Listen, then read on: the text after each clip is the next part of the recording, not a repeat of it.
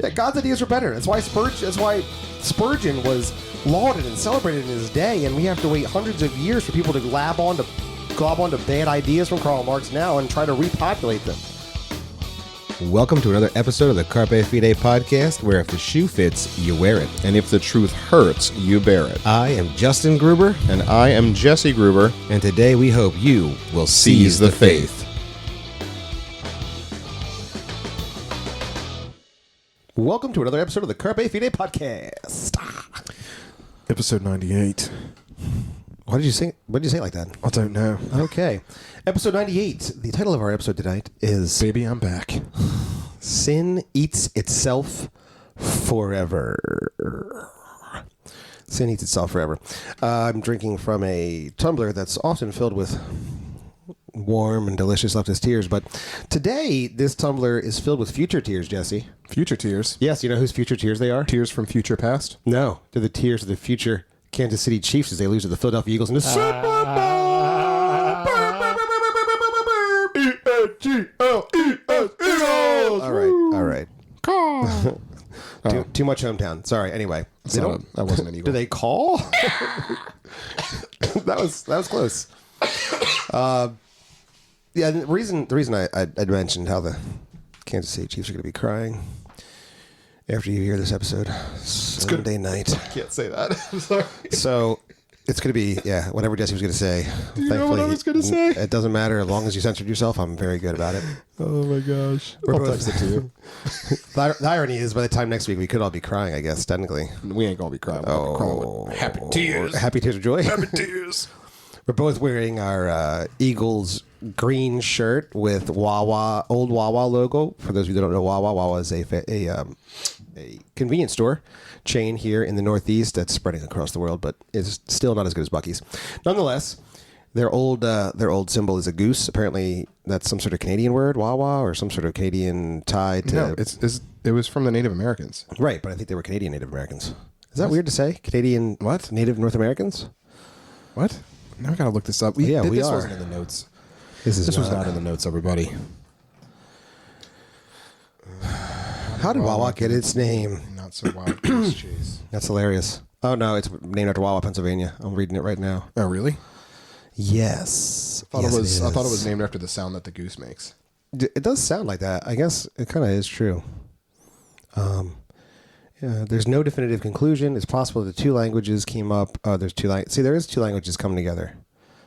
The story behind the word: the town of Pennsylvania was so named because that's what the local Native American tribe called a certain bird. That bird was the Canadian goose. I knew it. So it's Native American and Canadian because it's the goose. The Canada gooses. Canada gooses. All right, sorry everybody. Anyway, it's an old Canadian goose logo, and it's carrying a football, and it says "Go Birds" underneath. It's very Philly. Super Philly. Philly. Anyway, that's neither here nor there. But the reason I mentioned the Kansas City Chiefs losing to the Philadelphia Eagles is because our article today that we're going to discuss, How Sin Eats Itself Forever, comes from the Philadelphia Inquirer, revolving around the Super Bowl. The title of the article is more of a sentence than a title. It's a very long title. As Philly gathers in bars to watch the Super Bowl, another reminder for the LGBTQ community of the lack of lesbian bars. Dang it. Super Bowl ruining everything again. Gosh dang it. Subtitle: Lesbian sports fans who want to watch the game in community are scrambling to find spaces that are affirming and feel safe. They totally just co-opted that Christian in community language. It's God's language. Next they're going to be like, we're on mission. Covenant community is God's language. Didn't you listen to the last episode? We're on mission at the gay bars. Regardless, I don't know how we got here. You know, it could be a celebration of how Jalen Hurts is going to lead the Eagles and Jason Kelce is going to win another Super Bowl while Travis Kelce still only has one. And, it could be a story about that. But no, we're going to talk about how there's lack of lesbian safe spaces. Thank you, Philadelphia Inquirer, for bringing this to our attention. Here's how the article flows. The article opens with the story of a young woman named Leona Thomas. This is the story of a girl. And she came out in 1985. And she was able in 1985 to watch the Super Bowl safely in a lesbian bar in Cherry Hill, New Jersey. Hey! Didn't even know it existed. It's like what? 20 minutes from here? 30 minutes from here? Yeah, no, it's not far away at all, but I didn't know they had a lesbian bar in 1985. But then again, I was one, so I was do the math. Not even a thought in my parents' minds. This is true. Sadly, came to fruition. Praise God for accident children. So now you fast forward 40 years. Okay, I'm reading from the article. Fast forward 40 years, and the lesbian bar scene has dropped from 200 nationally to fewer than 25 today. Oh my gosh, it's just like the polar bears, Justin. This is according to the Lesbian Bar Project in Philadelphia. Who funds that? The Lesbian Bar Project. We could probably find out. In Philadelphia, that number has been 0 since the Toasted Walnut, its last lesbian bar, and a popular place to watch the Eagles in their last Super Bowl, closed in 2021. 0. That's the number of polar bears in Arizona. Which leaves the question, now that the Eagles have made it to the Super Bowl again, where will the lesbian community be able to comfortably cheer on the birds? Oh, certainly not within the comfort of their own homes. Yeah, I mean, do lesbians not have Super Bowl parties? Are they all homeless? Oh, no. Like, I'm certainly not going to go watch the Super Bowl at a bar. Watching the Super Bowl at a bar sounds fun until you're there and you're doing it. And then the only way it's fun is that you're so inebriated you have no idea what's going on. Because right, yes. it's people you don't debauchery is the know. thing that You're would make it touching fun. each other, cheering things on together. There's sweat, there's urine, there's vomit. Watch it at a house with people that you like, and imbibe in delicious food and good drink and merriment, and you know what? And be able to remember the game the next day. Yeah, and not wonder why you need to go get a blood test done. I mean, there's just reasons. I mean, I guess when you never mind. No, I can't say that. It's our podcast. I guess when you question your sexual orientation, just everything else just falls after that. There's definitely lots of open questions. But not many open lesbian bars. The article would go on. So I would say, why? Why are they wondering this, you might ask? The article says, there are myriad reasons why lesbian bars have dwindled over the years, many rooted in gender disparities and economic barriers that women and non-binary people face. That's what I was going to say. I wasn't going to say because it's a basic principle of supply and demand, because that would be patriarchal and coming against the hegemonic order. Like, if you just were to think demographically, this is just classic. This is marketing 101. The best thing to market, the best people to market your products to, or if you can market them, is to women, because women enjoy buying things. This is just marketing. Men, gentlemen, sirs, no one take offense. The Proverbs 31 women bought things. Yeah, she did it well. But in general, buying things is something, shopping and these things tend to be geared in marketing towards ladies. So if there was a whole group of ladies that only liked ladies and also liked drinking at bars, you'd think there would be a giant opening for lesbian bars. Just so many lesbian bars. Is it possible? Lesbian bar boom. I'm just gonna go through it. Is it possible that Are you about to say something sexist? Maybe. No, probably more. I don't know. Someone will probably say it's homophobic or something. But I'm just saying that maybe it's not gender disparities and economic barriers for women and non-binary people. Maybe it's just basic Econ 101. If something doesn't make money as a business, it can't stay in business. Maybe that's just what it is. Are the lesbian numbers dwindling like the polar bear numbers? Well, see, I've been told they've gone up. That's what I keep seeing statistics that say it's on the rise. I just don't. Well, anyway, that's how they answer it, right? There are myriads of reasons. Well, but if there's myriads of reasons, and of the myriads of reasons, they said that all these myriads of reasons are rooted in gender disparities and economic barriers for women and non-binary people. I knew that when the founders founded America that this problem would come up. Yep. I would have put out the article didn't actually give you any of the actual myriads of reasons. It didn't give you any of the myriad. Well, there's too many to list. No, that's for sport. It seems to be more sports. We'll get to it. So, you may ask, what about gay bars generally? Well, the article will go on to tell you this. And while gay bars have continued to thrive, they're far from a sufficient replacement for lesbians. I think I personally tend to feel a little more invisible in a gay bar, said Jen Brown, commissioner of the City of Brotherly Love Softball League, which is an LGBTQ league. I identify as genderqueer and not as a woman, but when it's a more men-focused space, it just wasn't designed for me. Why don't people just pick more popular names for themselves and then they'd feel included more? Why do you got to pick? Hey, look, just hang on a second. Jane Doe has something to say in a minute. Sorry, Jen Brown. I'm kidding. There's no Jane Doe. There's just a Jen Brown. Because these men-focused spaces were designed for her. Although I would point out that the article says these words, and while gay bars have continued to thrive, which I guess it's just the lesbian bars that don't thrive? It's because the gays are built on patriarchal backbones. Oh, the gay bars thrive because of the patriarchy. Yep. Oh, my goodness. Mm-hmm. Yet again. You know what? That's why the myriads of reasons that aren't listed are rooted in attacking women and economic barriers. Mm-hmm. That's why the L's and the G's are never going to be able to get along. It's because a woman that's a teacher makes 70 cents on the dollar to every man who's an engineer. That's why. I knew it. That's it. All right. The article goes on. Don't even get me started about gay women. Do they make less? Probably. Okay. Apparently, they do in bars. So apparently there is a gay bar called Hoodies. Aptly named. But, quoting the article, you can go to Hoodies. But Hoodies has become a de facto straight swingers bar, said Rebecca Kenton, organizer of Sip City Mixer events for the queer community. It's straight guys and their bi-curious girlfriends, and they go there and take up space. All those humans taking up space. Ah, those straight men and their bi-curious girlfriends. I love how the straight men are like, no, I'm totally good with chicks.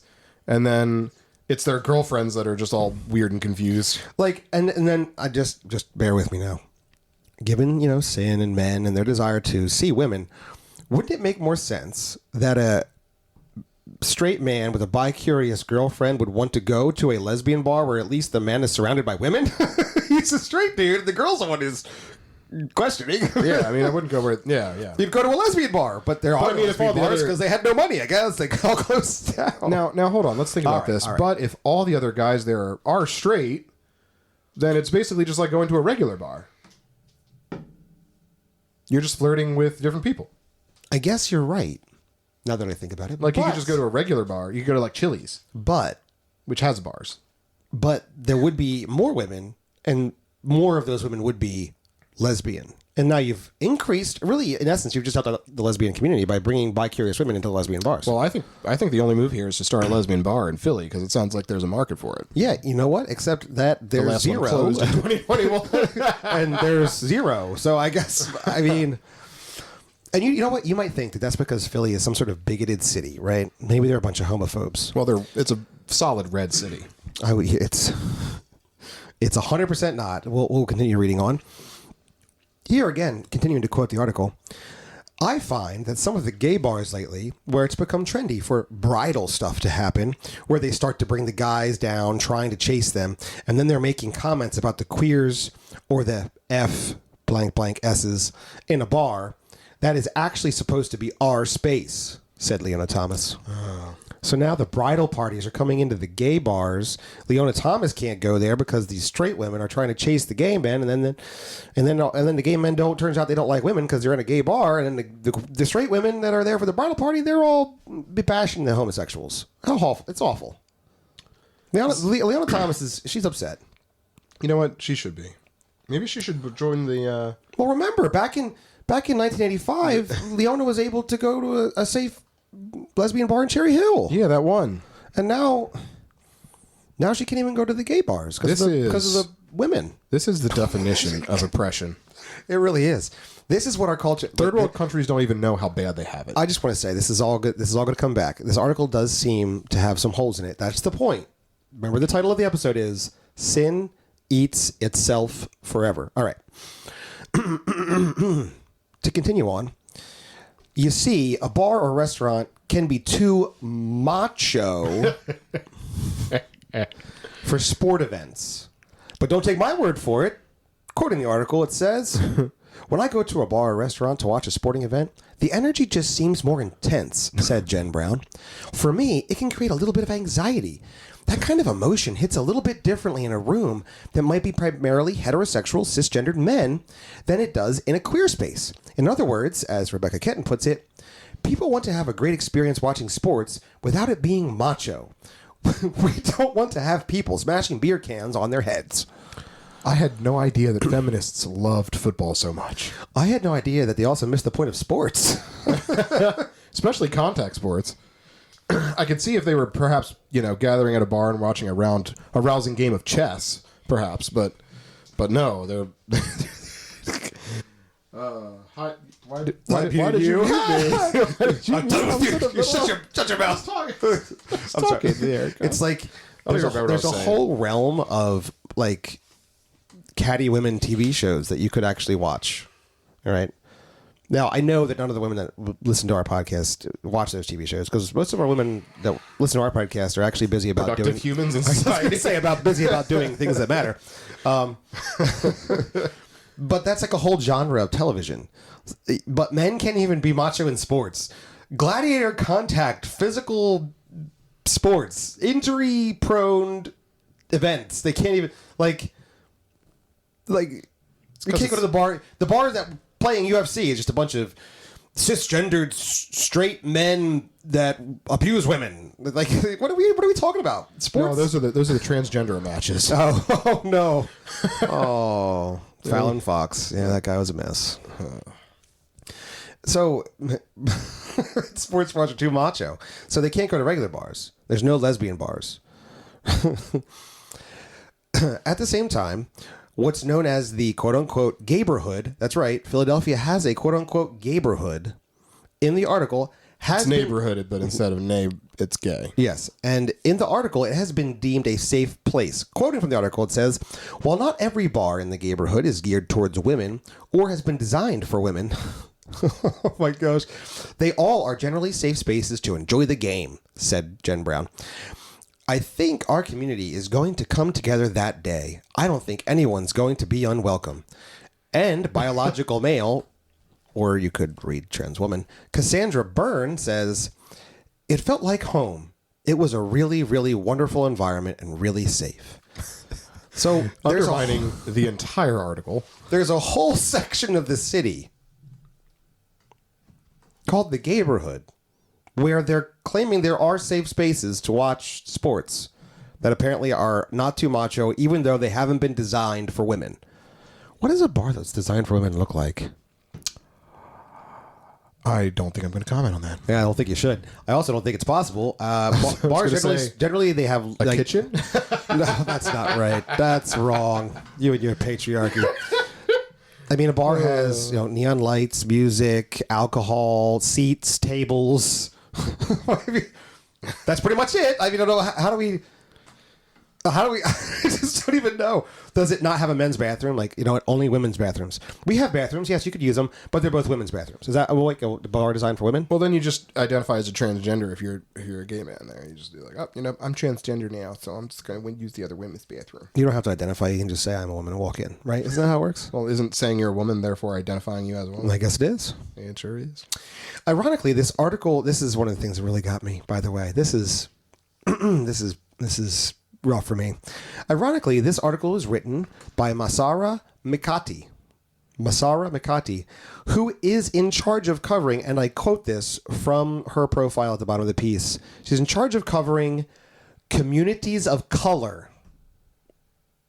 Well, I mean, I would say that the LGBTQ community is a very colorful community. Yeah, it might be, but that's not what you think of when you're covering communities of color, except you have to acknowledge that all she really covers is intersectional hierarchies. And we've lumped because we've decided that there is no actual problem. Yeah, no, there's no problem. There's a whole section of the city, then they have plenty of safe bars for lesbians to watch it in, even though they're not designed with women in mind. Which brings us to our title. You know what? The lesbians could probably go to some of those Methodist churches. They'll probably help them watch the Super Bowl. They'll probably replace the Super Bowl with Sunday worship sometimes. Or those crazy Presbyterian ones. No, I'm all about it. I've seen the rainbow flags and rainbow crosses and all that stuff. All over our town. That's not great. Okay. Why then the title, Sin Eats Itself Forever? Justin. supposed to let me ask you that. Oh, Jesse, why don't you ask me this question? Okay. Justin, Well, it is all written down. I could ask you the question, and you could answer it. I have a question for you. Okay, Jesse, what is your question? Let me see if I can wrap my mind around it. So we've covered the article, right? Yep, that was pretty. And by the way, those are a lot of direct excerpts, and the link will be in the show notes. So feel free to read it for yourself if you think we're overstating or understating. So why then the title "Sin Eats Itself Forever"? Oh, that's great, Jesse. Let me tell you that this is why. Okay, because this level of obnoxious intersectional victimhood Olympics is the exact way we would expect sin to go. This is practical Marxism. Practical Marxism is simply a way to say sin. I see. Oh, Dude, the careful. microphone just jumped right out at The me. microphone attacked you. Sneaky microphone. It does not want you to speak truth, Jesse. So here's a few questions just to ask that show you how sin eats itself. So we can ruin this article given the exact set of intersectional progressive ideas just formatted in a slightly different question. Jesse, why don't you ruin this article by using their logic in some questions on this article itself? I would love to. And you know what? You know what's really funny is that none of these questions are even... They're not even necessary because they literally undermine their entire article in the last paragraph. That's so funny. We don't even have to ruin it for them. They ruin it for themselves, which is what sin does, isn't it? It's what sin does. Amen. All right. So first off, why are they complaining if gay bars are doing well?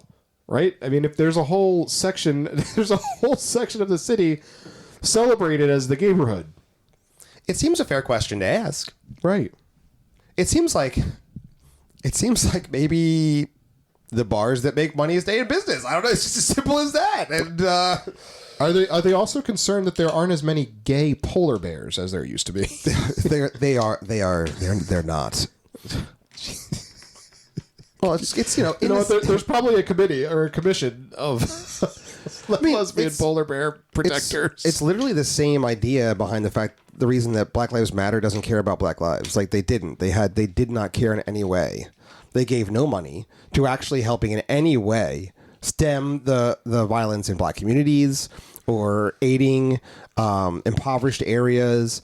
Or fighting any sort of drug trade. They didn't do zero things of that. Zero things. They just kept the money and bought big houses. Yeah. If Candace, I don't really like Candace Owens, but if you go on Daily Wire and rent her documentary on that topic, it's actually pretty eye opening. Mm-hmm. All right. So more questions that kind of use the same progressive ideas, Jesse. So, but why is this article about lesbians instead of maybe something like trans women? Why do they think that they have the authority and power to dictate and complain about something that, Yeah, how many trans women bars This are there? article is totally like a real turf article, isn't it?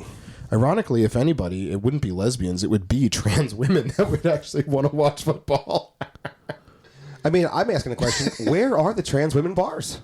Day 200 of being a girl. Sorry. Well, it's nightmare fuel. Where are all the trans? Did you just ask that question? Yeah, where are the trans women bars, Jesse? Where are they? In the transborhood. Oh man. Coincidentally, we did. We could do like a conservative SNL skits. That would be great. Would you like Mr. Rogers' transborhood?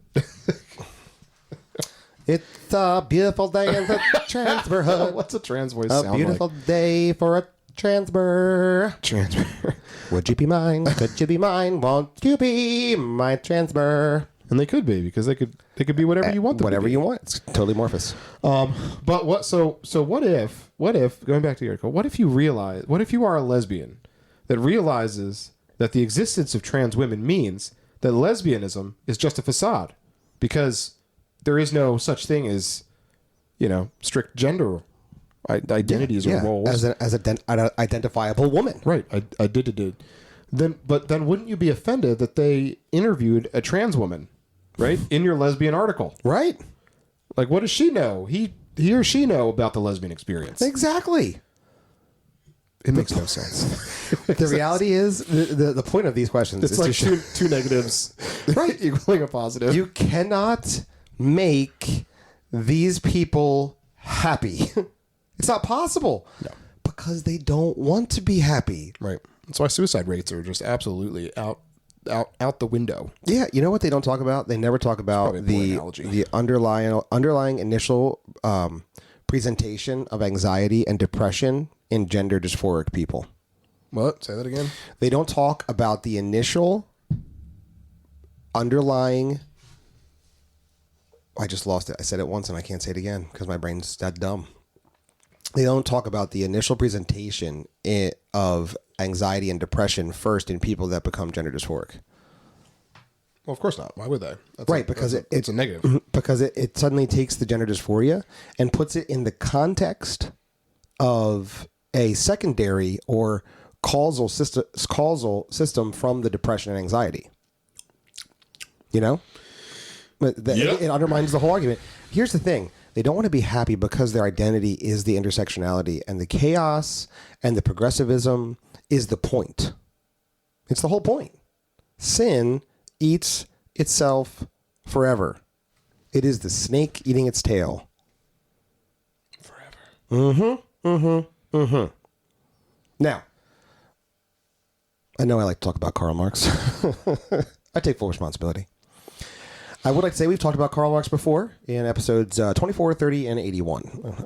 Most recent one, 81, was with Virgil Walker. We talked about that quite a bit. You talked about the direct cure for Marxism is biblical Christianity.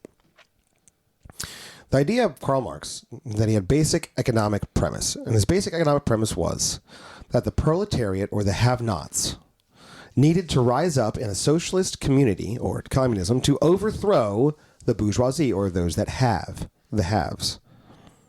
Marx's basic desire was to use this chaotic warfare on an economic level. However, he saw this as the best way to affect his actual desired outcome, because his true premise was far more spiritual. So, we have some excerpts here. Jesse, you want to read us some of these wonderful excerpts from Marx? He had some things to say, and that kind of revealed that there was much more of a spiritual element to his ideas than you would think. You want me to read this poem? Oh, dude, definitely read that poem. Alrighty, so this is the poem The Fiddler. Is it the entire poem? This is the entire poem. Written in 1837 and published in 1841, because, apparently all good ideas take 4 years to publish. You mean horrible ideas? Anyway. And it's the depiction of a patron questioning the fiddler why he plays with such chaos. Okay. It is a rhyming one. That's nice. Yes, it is. It's always easier to get the poem. Yeah. Well, not all poems rhyme. You know yes, this is true. But this poem is very much a standard poem. Have you ever read the Psalms? Yes, well, they rhyme in Hebrew. Do they? Do they? I don't know Hebrew. Go ahead. Do they? Just read the poem. These questions without answers. The fiddler saws the strings. His light brown hair he tosses and flings. He carries a saber at his side. He wears a pleated habit wide. Fiddler, why that frantic sound? Why do you gaze so wildly round? Why leaps your blood like the surging sea? What drives your bow so desperately? Why do I fiddle, or the wild waves roar, that they might pound the rocky shore? The eye be blinded, that bosom swell, that souls carry down to hell.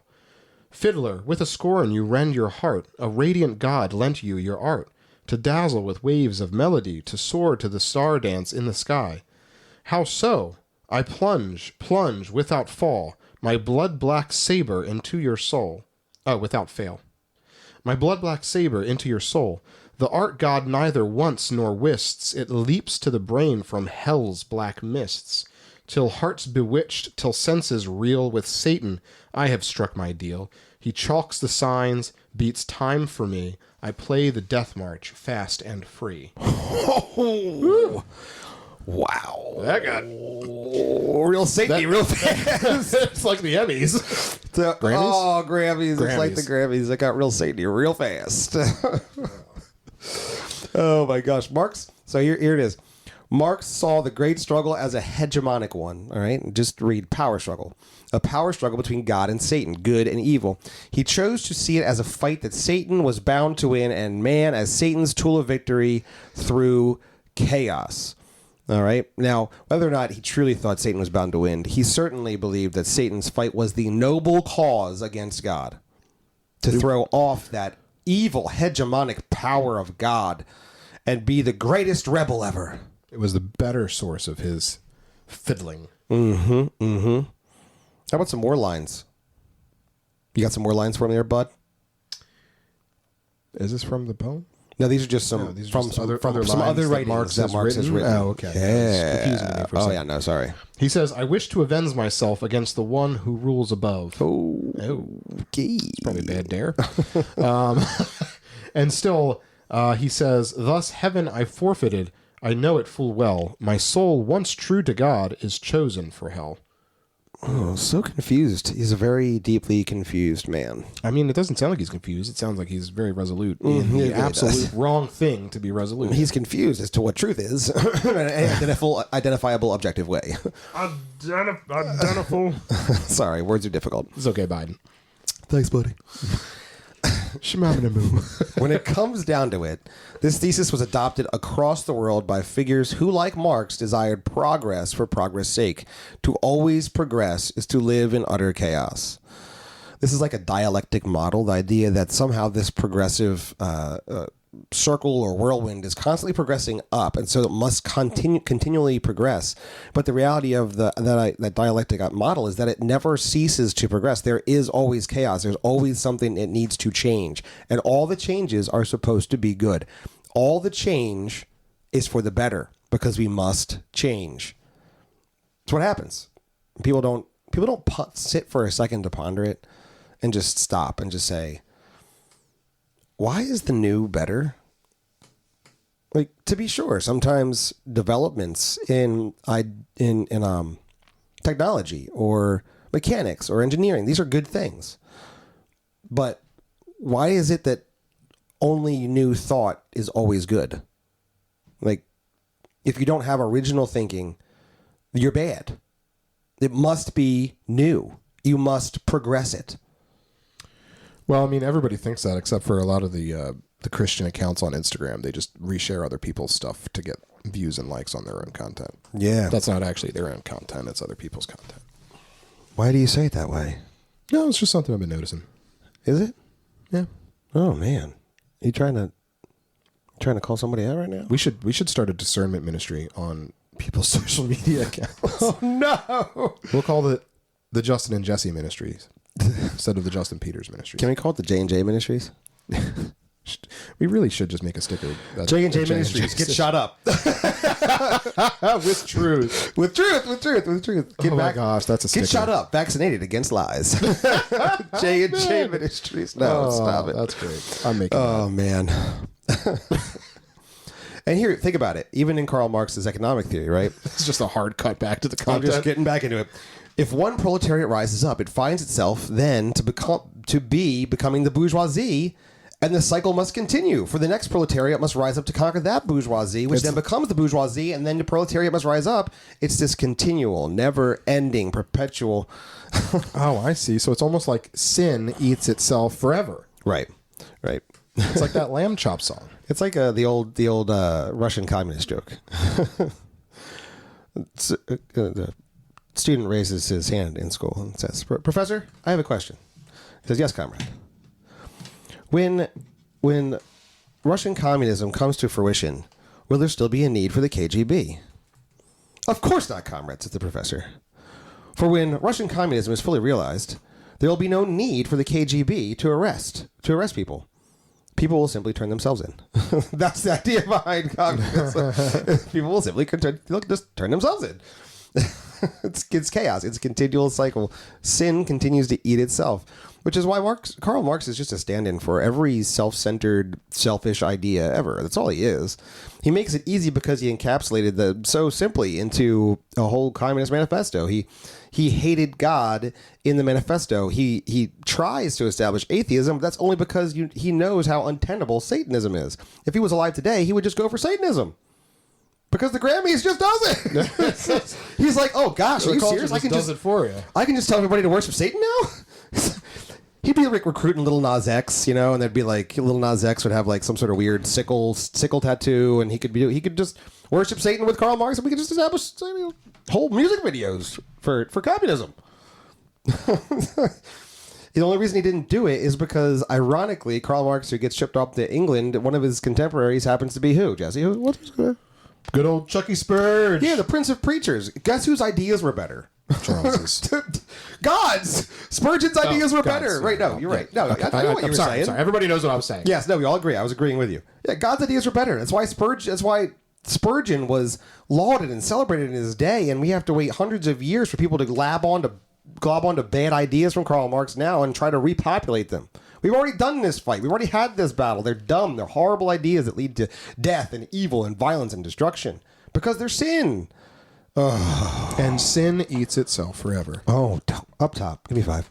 That's it, baby. The reason there aren't enough lesbian bars isn't because people hate lesbians. It is because there is no way for there to be enough lesbian or transgender or two-spirit or polyamorous or furry, etc., safe spaces. It's not possible. And that's the way our sinful hearts and Satan wants it. The desire never, ever met. Oh my gosh. That's why some people have a view of hell where it's just an all-consuming self-centeredness where it's never quenched and constant suffering because you never, ever, ever, ever get your desires ever met again. God overseeing that. Maybe hell really is metaphorical. Maybe this is hell. No. That's a hard no. Jesus claimed it as a very, very real place there, all over the scriptures there when he was talking, eh? No, yeah. Yep, that's a problem. If we're always in an intersectional, socioeconomic, racial essentialist, gender-affirming, autocratic tornado, then we will have no time to realize that we are being consumed with our selfish, sinful desires, and we will be blinded to our need of salvation while we are busy saving or actually destroying ourselves. That's it.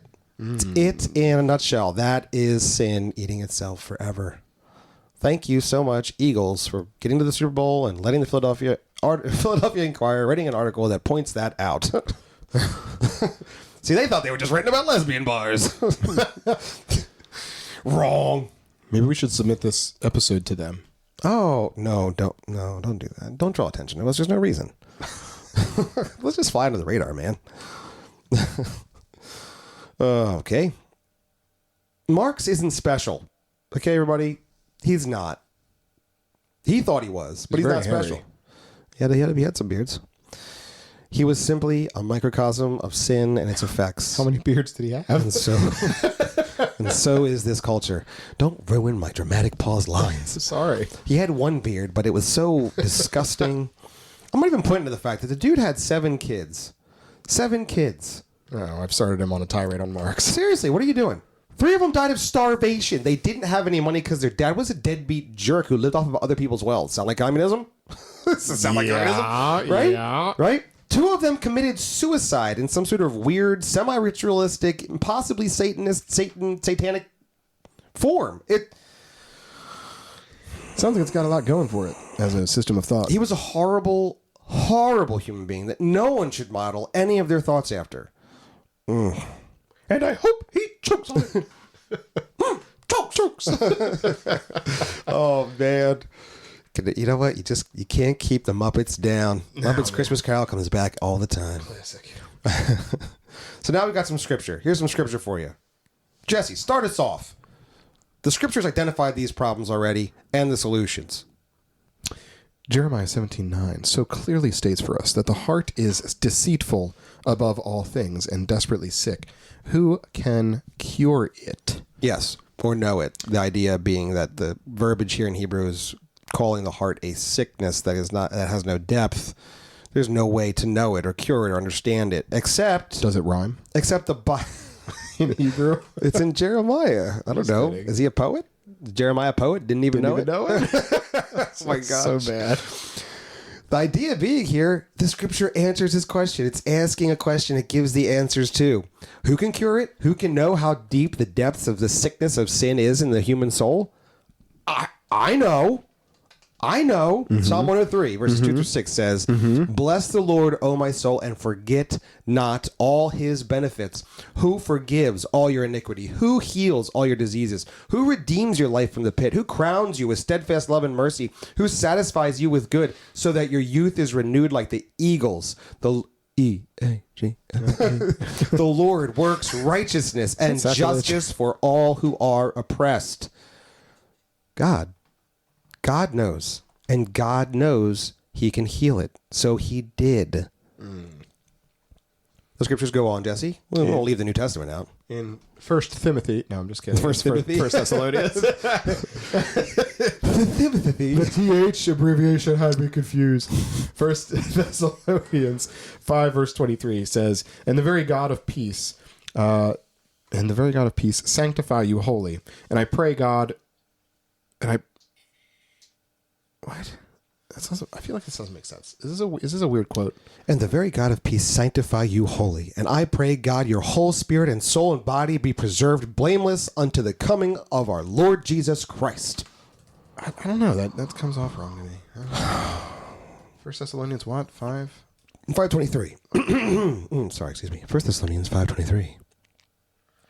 Now may the God of peace himself sanctify you entirely, and may your spirit and soul and body be preserved complete without blame at the coming of our Lord Jesus Christ. Now that sounds like a complete thought to me. I don't know. It was great. No, you did. It was great. I don't excellent. know what your excellent translation was. reading. I now want to name our satire, our satirical transgender bar, 1 Timothy. 1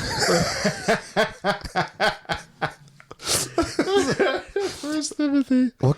Welcome to 1 Timothy. 1 Timothy. Oh, it's a lesbian bar. Crap. We can't. Oh. Can gay men work at 1 Timothy? Well, I mean, not if you want lesbians to come to it. Well, I guess you're right. The scripture goes on. They'll all be like sports, and the girls will be like, ew. Oh, you're so macho. You're ruining the safe space for women. It's Was so this space confusing. designed for women or not? It's so confusing. I don't even know how to make fun of it. Like I can't adequately understand it in order to make fun of it. There's certainly no. That's the sadness of the sin in the article. It's just eating itself, and it's. Sin makes you stupid. There's no way to. Like, how do you have? You can't even have fun with it. It's just sad. Satire. It's sad because God gives this hope. He gives such great hope through Jesus Christ. 1 Peter 2:24. He himself, that's Christ, he himself bore our sins in his body on the tree, that we might die to sin and live to righteousness. By his wounds you have been healed. Harkening back to Isaiah. This is the reality. Who doesn't want that, though? Like, you know what I mean? Like, it's just so beautiful. Who doesn't want that? No, because we want to keep living in our own depressive intersectional hierarchies that just make us sad but give us purpose, because we have no purpose outside of our begrudging hierarchies. hate for each other. Like, it's so... This harkens me back to my sermon that I preached a couple weeks ago on the... Was it the Advent one that I did that? Or was it... It's hard to remember any particular one part of your Advent. It was a great sermon. It was just filled with so much content. There was a lot of content in it. Yeah, there always is. You did a good job. No, that's not true. The one where I was talking about how we want to revel in our sin. We just want to stay in our sin. Yeah, that's exactly. It is from that one, because the most recent one you preached was from our Covenant Community series. Right. Yeah, but I mean, just talking about how, like, the atheists never quote verses like this on their page, you know, yelling at God. The beautiful ones where it's like, yell. Oh no, this can save your soul. Oh, you want, and it's beautiful. You think your God's nice? Look at Judith. His bowels spilled all over the rocks. Thanks a lot, atheist bro. You did a great job. Way to eisegete, bro. You eisegete with the best. You and that global church that is run by... Why am I forgetting his horrible... He's such a heretic. It's out of my mind now. I am God. Come on, help me. Oh, Stephen Furtick. Stephen Furtick. I am God Almighty. His heretic name just popped right out of my brain. You said that? If you're not ready, dear Christian, to identify the fact that these principles are present everywhere in culture, that sin is just consuming itself, then how will you be able to give this level of healing message? Like... The reality that Jesse just said, that these verses are not used by atheists because these are the verses of hope that the world doesn't have. And so they run to these depressive, argumentative circles of eating each other. The lesbians eat the transgender men, and the transgender men eat women. It's just so confusing. It's just constantly consuming itself. It's all about this we're oppressed by morality and God's standard. It's all Marx's deep-seated spiritual battle, because that's what this world is, consumed with sin. We have to give them the truth. Who can know how deep this sickness goes? God. And he heals it. He takes the burden on himself and gifts us, imparts to us his righteousness. What a great message. That's it. That's it. That's it, baby. And upon your hearing of this, go into the glorious weekend and rejoice thoroughly as the Philadelphia freedom-fighting Eagles destroy those evil, misogynistic, obviously Native American hating Kansas City Chiefs. I mean, what a disgusting colonialist name. Oh, it's just disgusting. I hate colonists. Yes, they're always spraying me with their fragrances, those colonists. So disgusting. Would you like Rodeo by Ralph Lauren? Oh, my eye. It tastes like burning. Back into Macy's. Back. Yeah. Try Daisy, the new scent from Jen Brown. Why does it smell like a man? I'm so confused right now. All right. That's the end of this episode. Dear Christian, we hope that you this day would seize the faith.